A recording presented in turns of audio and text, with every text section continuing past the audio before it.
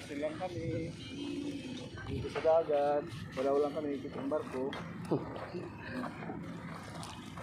Maliliit na ano, may hamog pa no.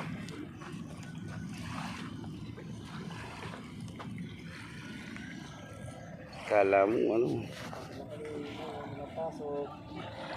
gala-gala, exercise. Ganda ng araw.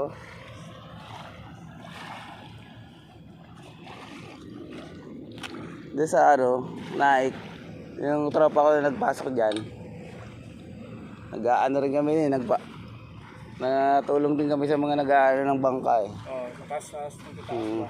Kapag ka naiakyat na, di bigyan ka ng mga ilang pirasong isda.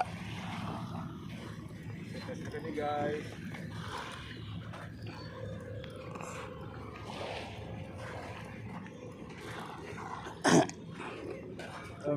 May bababaw na rin pala no.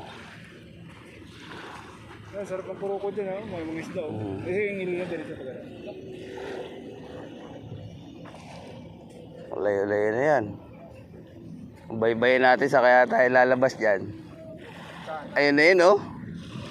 Sabi Subic na. Oo, sabi ko na. Magbibinay-bay mo pa yung gilid. Doon tayo, mali. Doon. Doon sa Malagilot. Pwede kaya na makaraan. Ay, dyan bawal dyan.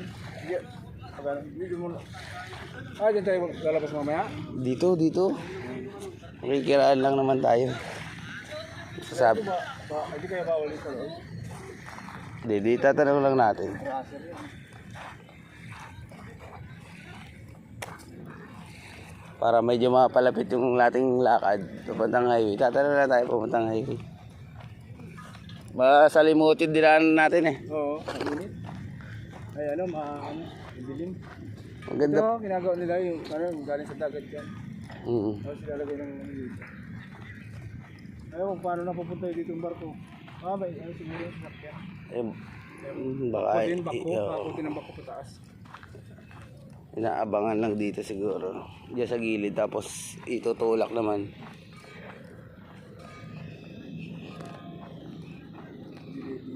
Bawal dito. Tatanong naman tayo kay Kuya. Oo, bawal.